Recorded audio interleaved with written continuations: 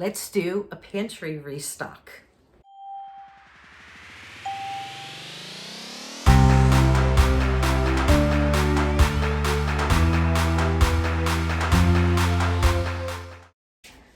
Good morning, friends. Welcome to Carrie's Culinary Crafts, where we talk all things food.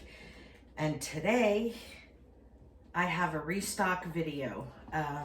A lot of my ingredients, my dry goods, and so forth were getting really low or empty. Some of my spices and other miscellaneous stuff. So I need to go ahead and restock everything. So I thought I would turn the camera on and bring you guys along with me since we're doing things food. I've got plenty to do, so let's get into it. But first, coffee.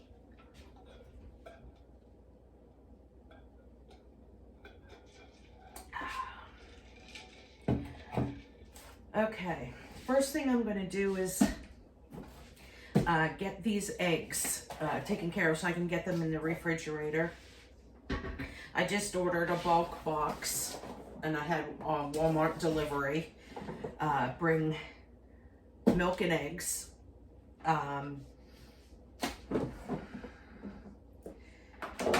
I need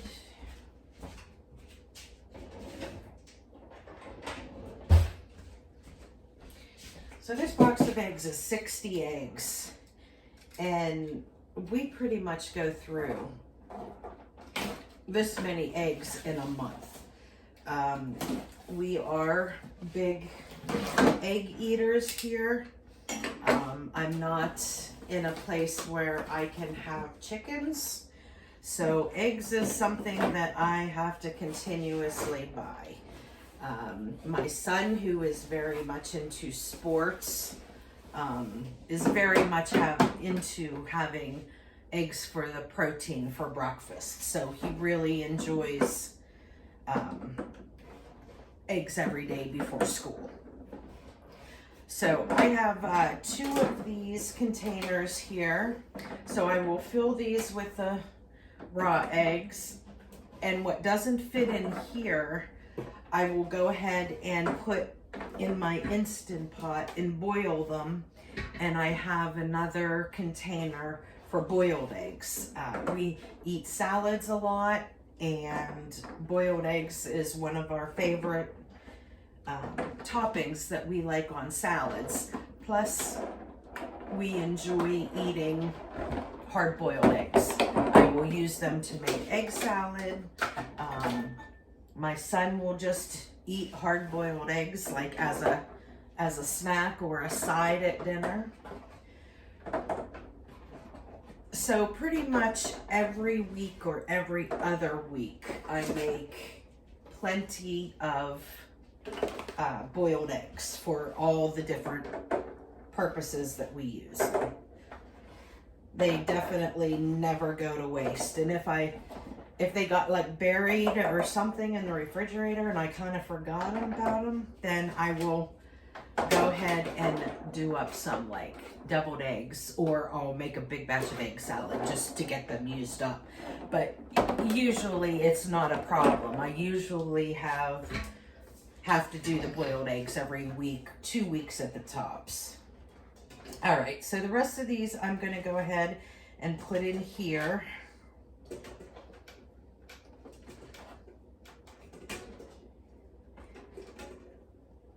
To go ahead and boil up.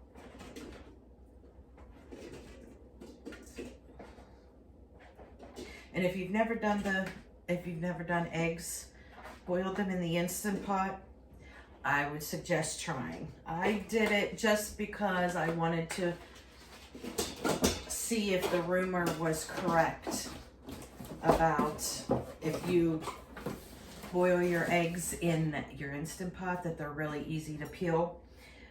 Biggest thing I hate about hard-boiled eggs is peeling them, especially, when you get fresh eggs, they break apart in little bitty pieces and they're such a pain to peel.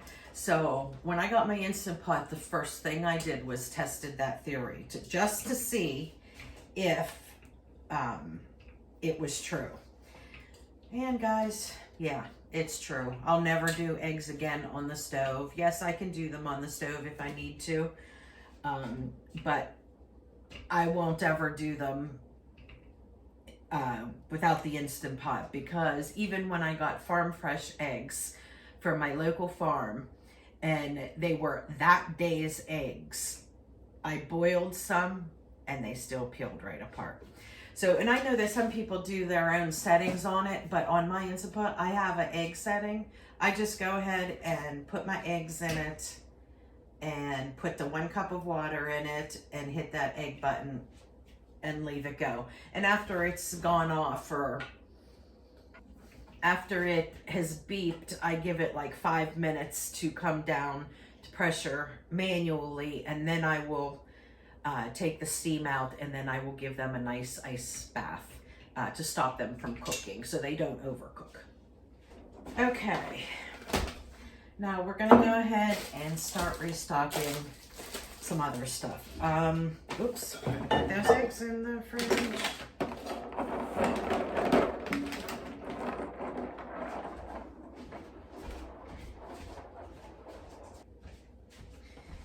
Okay, now I'm gonna go ahead and start doing all of my dry goods here.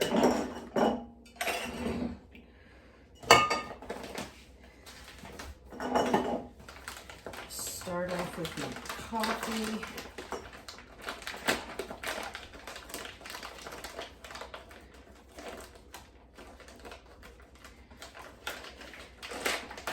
This is, I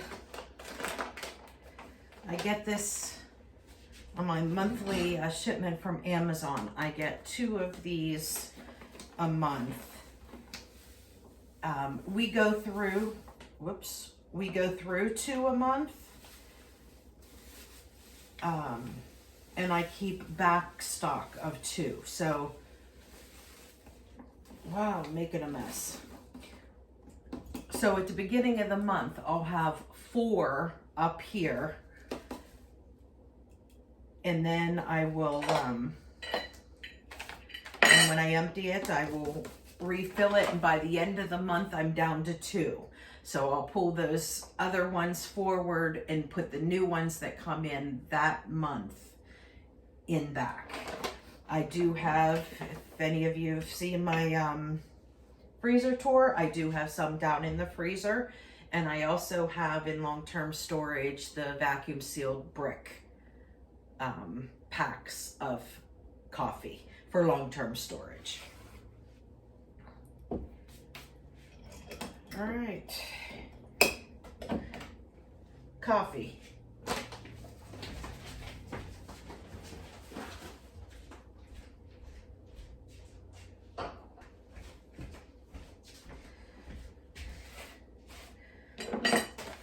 Okay. All right, now I have dried cranberries here. One of these used to be raisins, but we don't eat raisins. None of us in the house really cares for raisins, other than I do like them in oatmeal raisin cookies, but it isn't something that we eat much of. So I just went ahead and made that cranberries as well, because we do eat a lot of dried cranberries. This is a favorite on salads that we enjoy.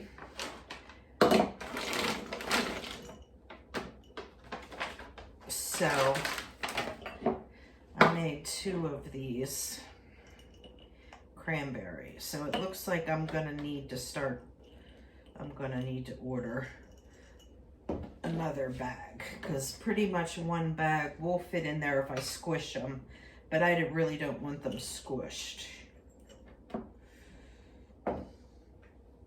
So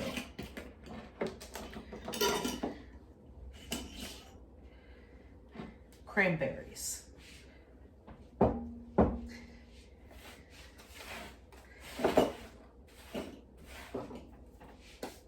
And another favorite that we like to put in salads is Pepitas, or they are pumpkin seeds. The inside of like the the pumpkin seed that you think of that you're getting it, that if you pull the hull off, the inside seed part is what the pepita is.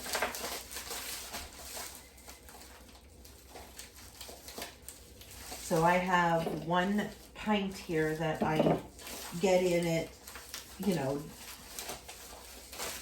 as the daily basis, and then I have the refill. If you're someone that doesn't use these a lot, I would just store them in the freezer, get them out as you need them so they stay fresh. But I will go through these bags within 3 months.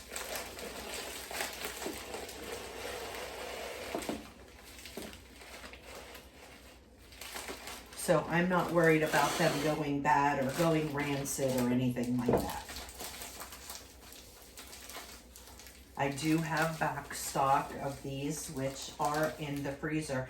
And they're in this freezer here in my back room that has all of my nuts and seeds and cheeses and stuff like that is what I keep in this upstairs freezer. Okay, so there's a little bit left over here. So I will just make sure that I get this used up first. Or I could stick those back in the fridge or freezer.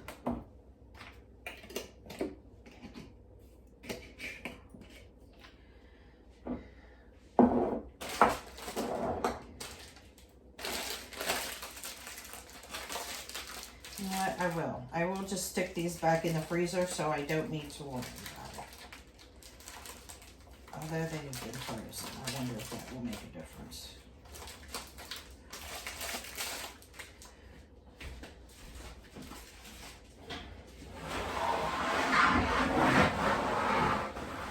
Just gonna slide this garbage out here. Okay.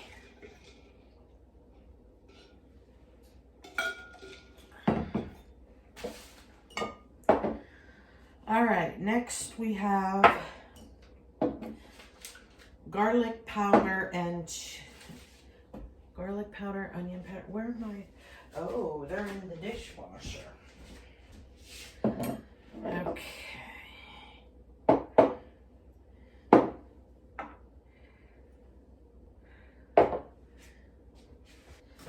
Okay. See, no matter how much I think I'm all ready, there's always stuff I forget. Just went ahead and cleaned out a bunch of my spice jars in the dishwasher because they emptied. So since they emptied, I figured I'd go ahead and clean them.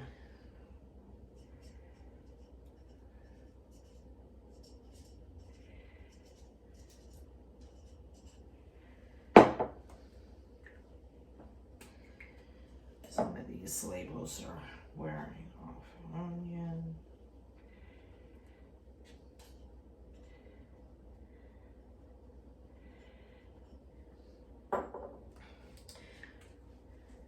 Okay, I pulled out my back stock of my bulk spices that I have, and there's a few that I did not have back stock. I have them in long-term storage, but they are Mylar bagged, vacuum sealed, oxygen absorber, all that kind of stuff in. So I don't want to mess with those. So since I was getting milk and eggs today, I went ahead and grabbed a few of the spices that I didn't have left in my bulk back stock. So I know that I got to add those to my Amazon order to bring those, to get some back stock for those. Okay, so here is my onion powder. I'm going to go ahead and do onion powder first. By far, onion powder, garlic powder are the most used spices that I go through. No doubt about it. Well, other than your salt and pepper, but I wasn't talking about that. Okay, so 2 of these bags only did that much, so I'm gonna need to go ahead and grab some more.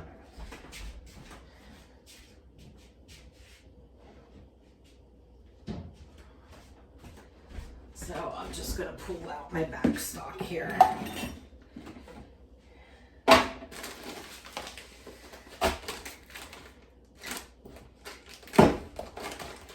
Okay, onion powder.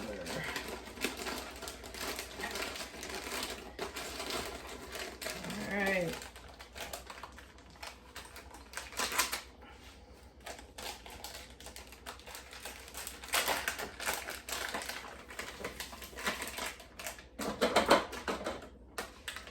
And normally, when I buy my spices, I normally buy like the big bulk bags, but sometimes you get a better deal buying the smaller bags. And I got 50% discount on some of these spices from Thrive Market. I think I've showed you guys a haul from them before, that I do like to get their spices because they have nice organic spices and they often go on sale. So, and that's where I get these little packs from. If I have bigger packs of spices and stuff like this, the 1 pound, 2 pound packs, I will get those from Amazon. And most of the spices, I have them on like a 6-month auto delivery. But I still like to keep these smaller ones on here. Onion powder, garlic powder.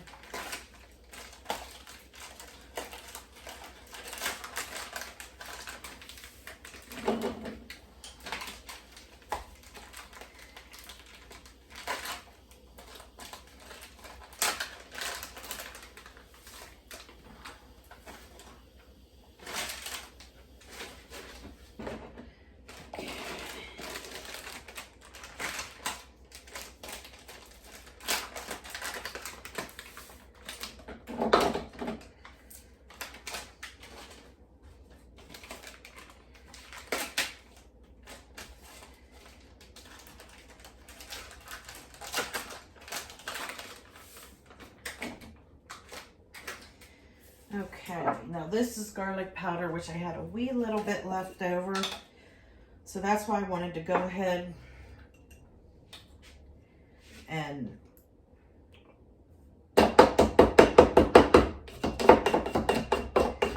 fill that one up, dump this one in it, and I will go ahead and wash this one. This label was already ripped and was coming off, so just... And I'm going to put my little spoon. And I just broke my spoon. Well, that's a bummer.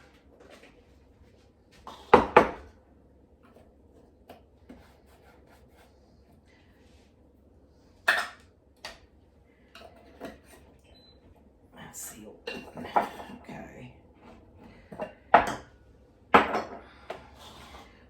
All right, chili powder.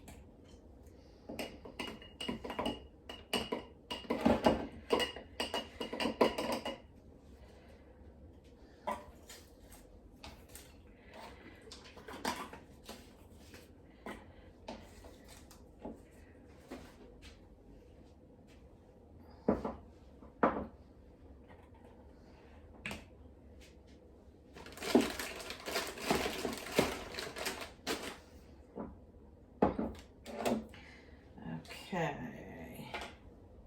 Jelly powder. And I'm missing a lid.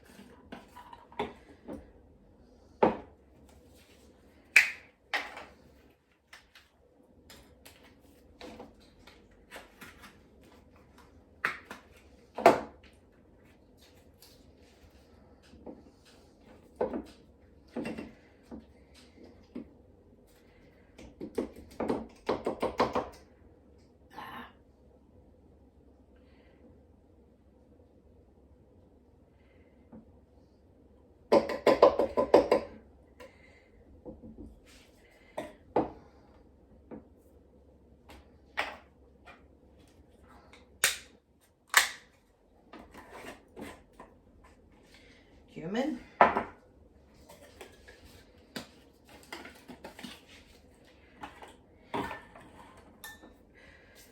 Okay, now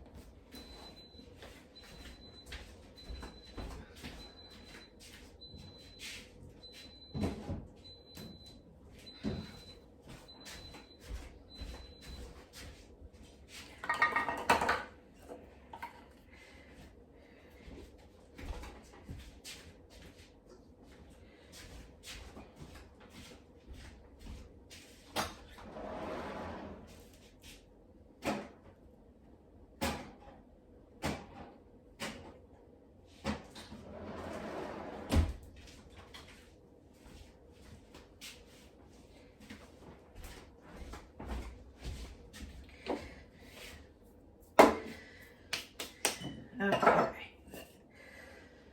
Now I need to do some fresh ground pepper. Okay, so what I do have a cracker, but when I'm cooking and I need like a tablespoon or a teaspoon, I don't want to sit there and keep cracking and cracking. So what I do is I go ahead and get the whole peppercorns and I grind them, and then I put them in here for the fresh pepper. And I have one of these nice lids that have the holes in it, so it's a shaker lid.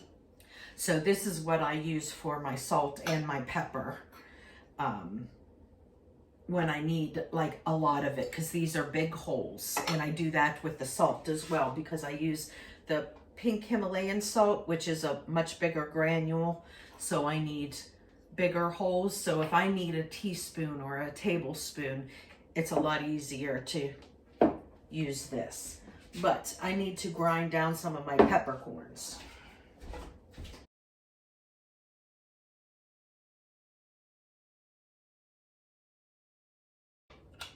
So those peppercorns, see how nicely it's ground up. Now, if you like the super fine black powder that you get from the store, then that's fine. I like to use fresh ground pepper. To me, it's much stronger and more flavorful.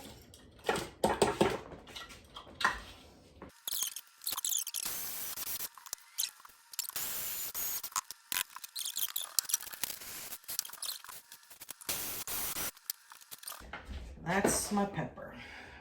And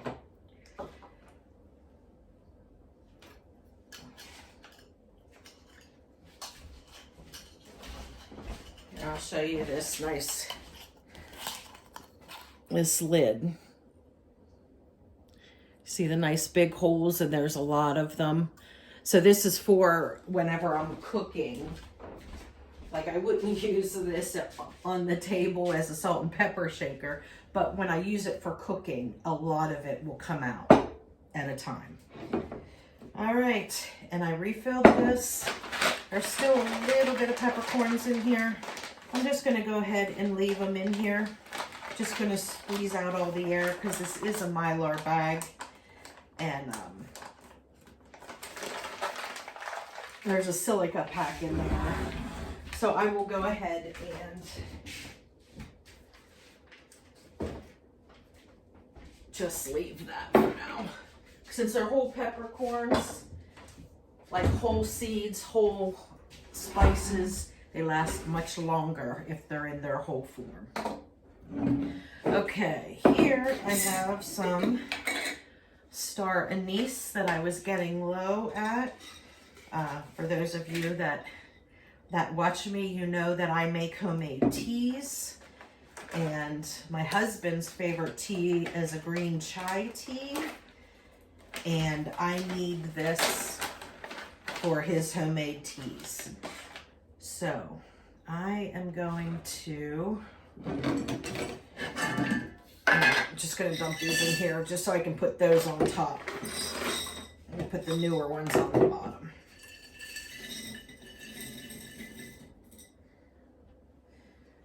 Okay, silica pack in there. Probably should get an extra one of these. Keep it in back stock. Okay.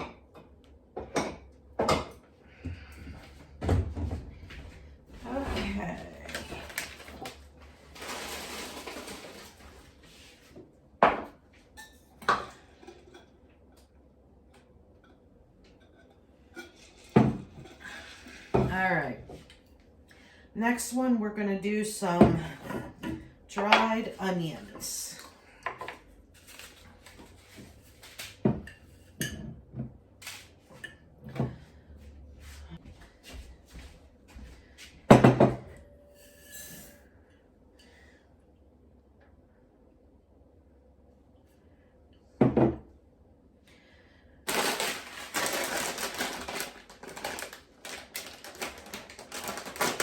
And my minced onions that I get from a co-op.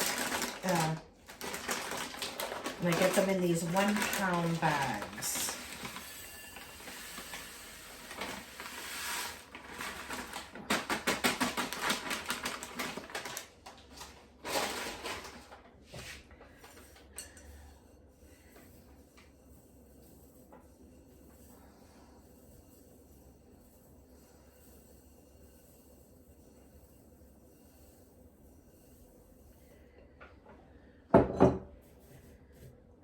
Okay.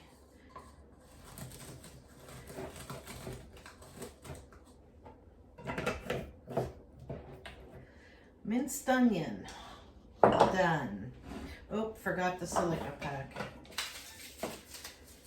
Definitely want to keep a silica pack in with the minced onions, because if humidity gets to them, it turns into a big clump of onion, and it's very hard to pull apart. Okay, next I have, this is for pearled barley. I have one of my bags here that has back stock in it that I need to repackage. I just haven't done it yet. Several more bags of onion. Okay, I have some pearl barley. So I'm going to put that in there. In here I have some other stuff that I need to Mylar bag. I have some millet here and several bags of hard red wheat, which this is used to make breads. I don't actually have any hard red wheat down in long-term storage. I have hard white wheat and I have soft white wheat, but I don't have any red. So the last time I went to the local Amish store, I went ahead and grabbed some red wheat berries. Oh, and one of these bags fills that up. Okay, so this is pearled barley, and I need another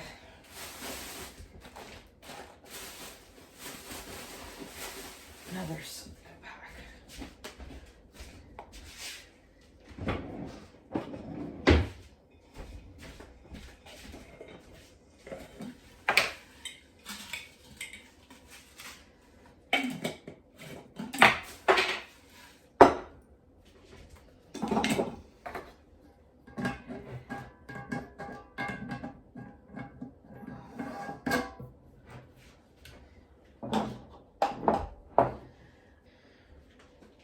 Okay.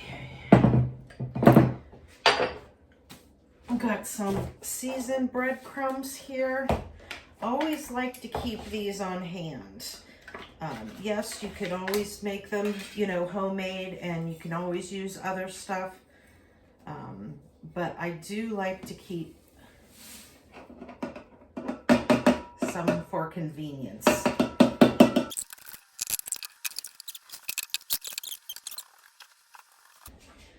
I keep this in my pantry, in the kitchen.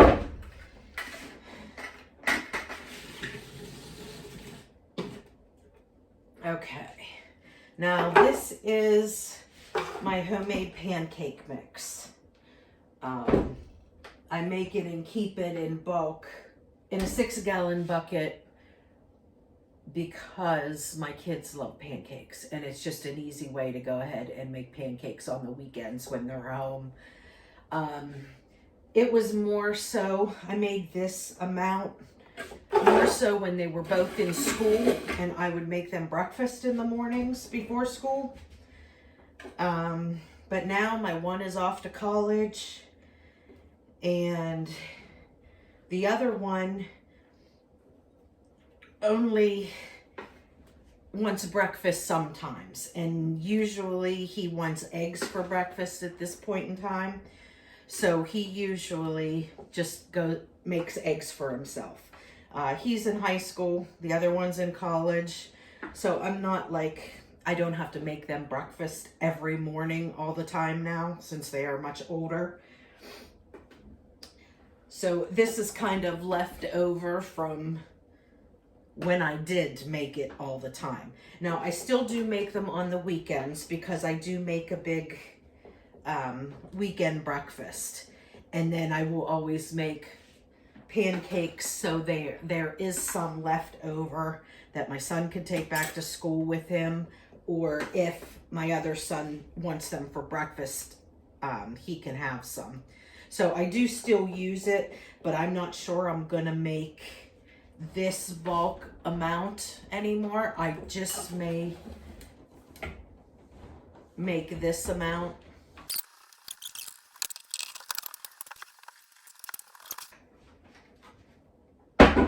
And we got flour.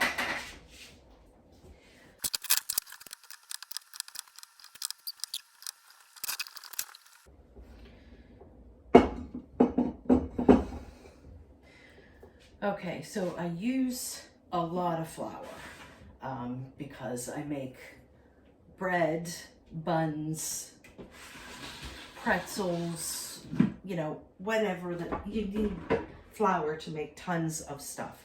So I normally keep 2, this is an organic all-purpose flour. I have all different kinds of flours, but this is the one that is used the most. So I keep a 1-gallon one, because that is easy for me to carry around if I need to take it into the kitchen, because I store it out here. I have a baking section over here.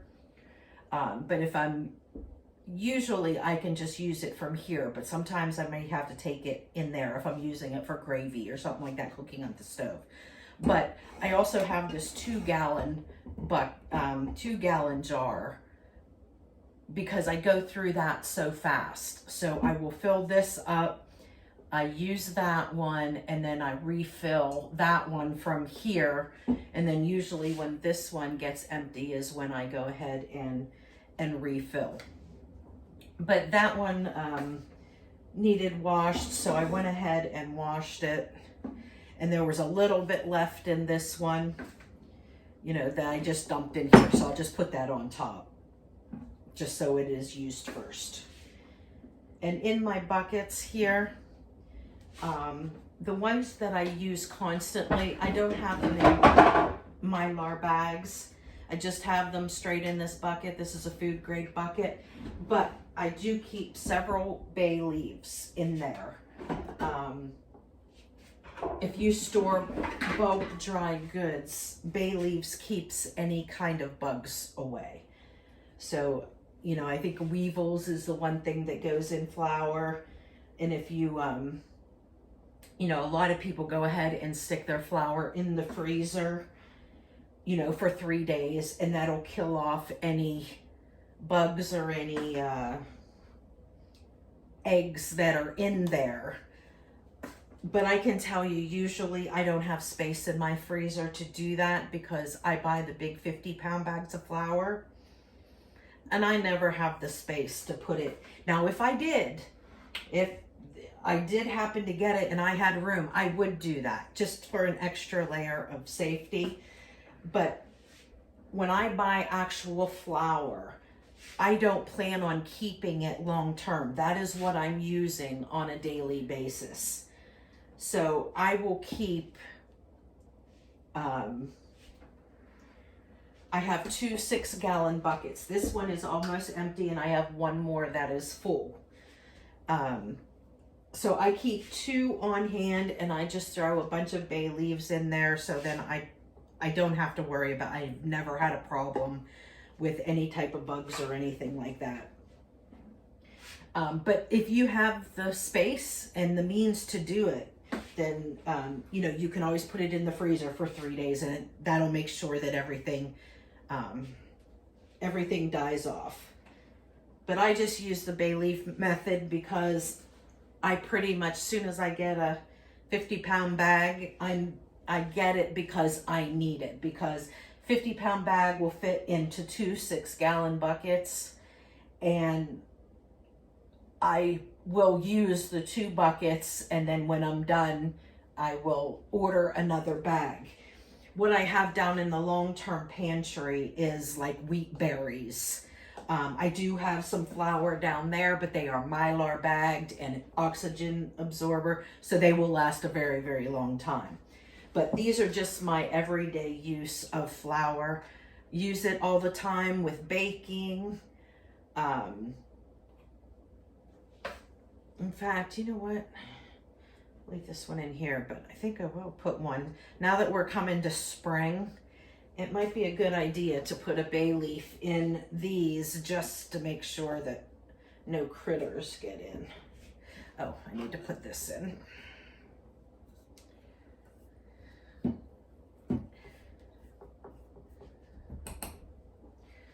Okay.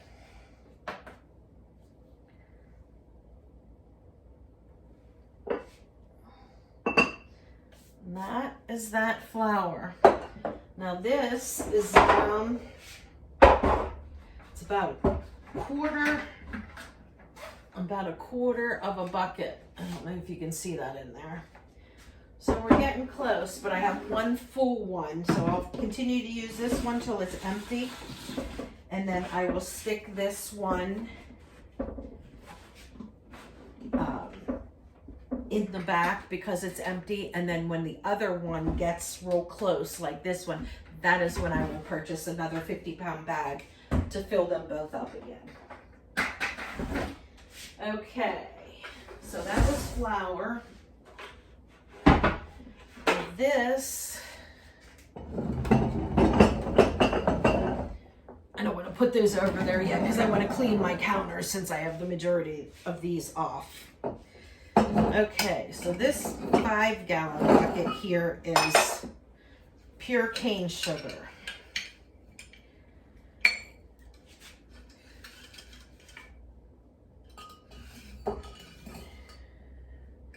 Now this one, I keep two things of sugar. This one is the one that I keep as a fill-in. So I will fill this one up because this one has an airtight lid. So I want to go ahead and use this one as the backup. And then this is the one that I reach into all the time to use.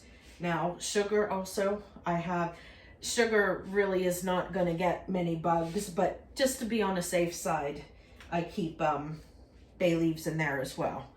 I need something to scoop.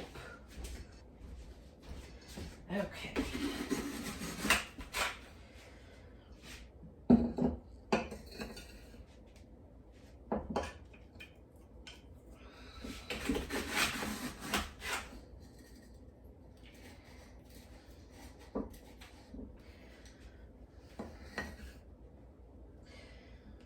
There's some clumps in here. I wonder if I should put a silica pack in here. You definitely just remember, folks, salt and sugar, you do not want to put oxygen absorbers in those. You can put them into Mylar bags, but don't put oxygen absorbers into them because they will turn into a solid brick. You know, like the salt licks and stuff that you can get for animals, that solid brick of salt. Yeah, if you put an oxygen absorber in with your salt, that is how it would turn out, a solid brick. They will store, you know, and I'm going to do a video on this pretty soon about the foods that, if stored properly, you can store them forever, basically. But salt and sugar is one of them.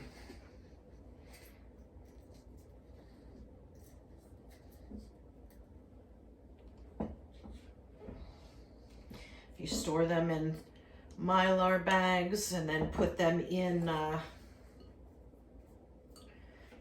bucket, they will store forever.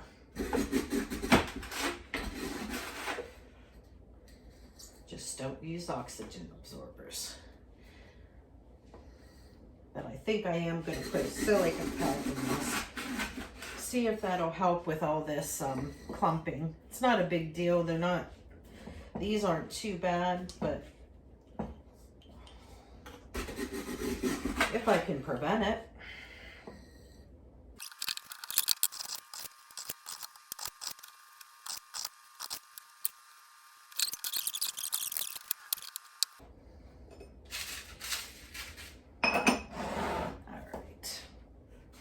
So I put silica packs in there and the bay leaves are in there.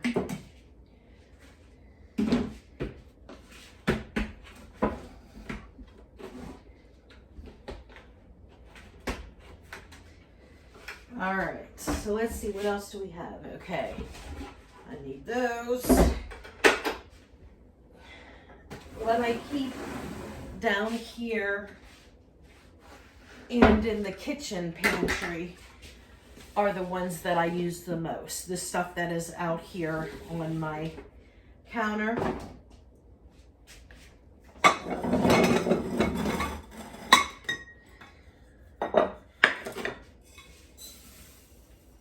And all of this is like not just stocked right in the buckets because I get into them often.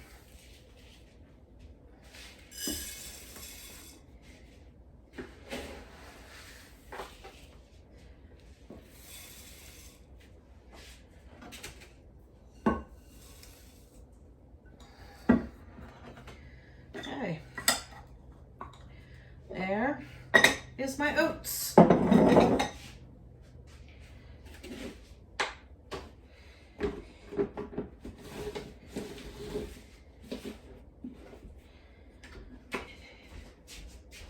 I have been meaning to do this for a very long time, and I haven't done it.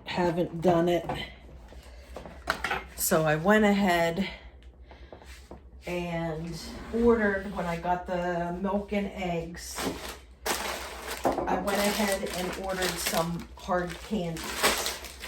Now, hard candies, if you put them in an airtight container, they will store forever and be good.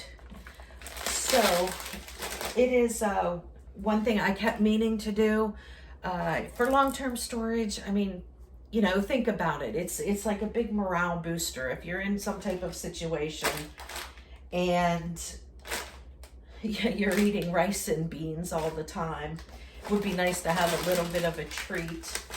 So since these hard candies, now I'm not talking chocolate. Now you can store chocolate long term, but this will last forever.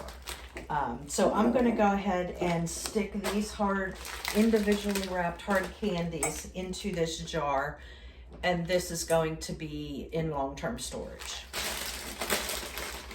And I have all different kinds. I've got lemon drops, I've got root beer, I've got butterscotch, I've got some Jolly Ranchers, and some Lifesavers. Just a bunch of miscellaneous hard candies.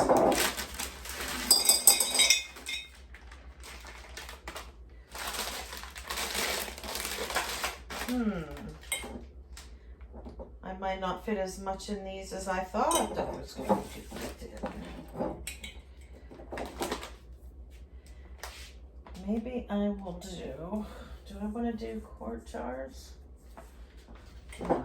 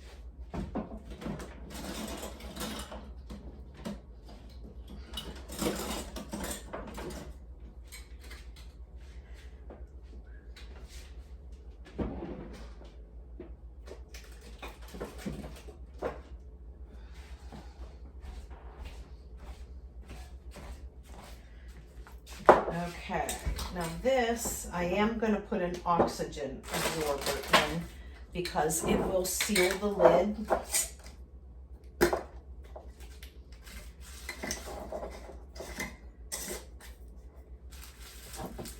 And it'll suck all that air out, and then it'll pull that lid down to seal it. And that is good for long term.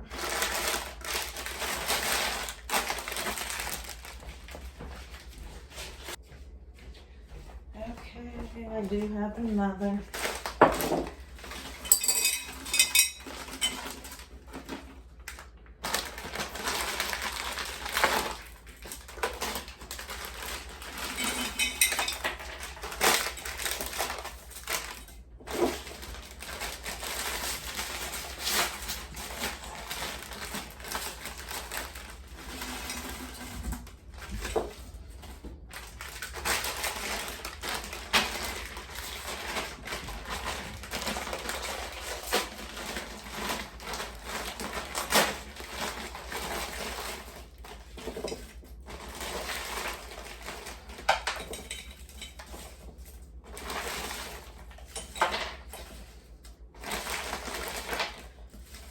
mouth is watering putting all these in here.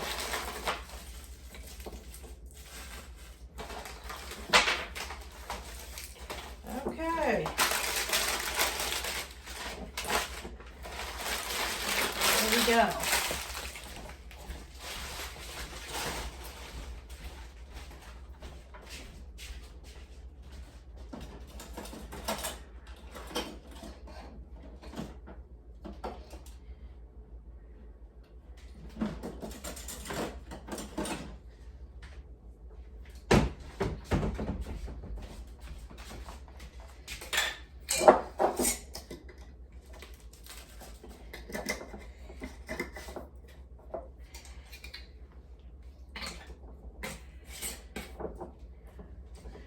And this is what I reuse lids for.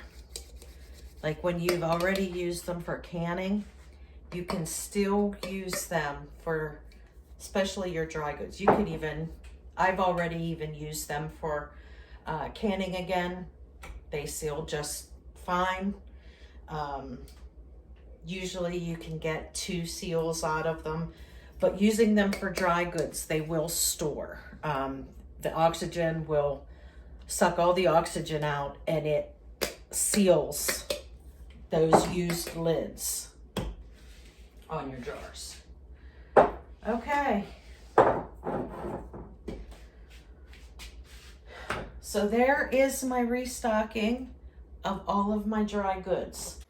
If you guys enjoyed this, please give me a thumbs up and consider subscribing. And if you click that little bell down there beside the subscribe button, it will let you know every time I come out with a new video. And I hope you enjoyed this. Until next time, I'll see you later, friends. Bye.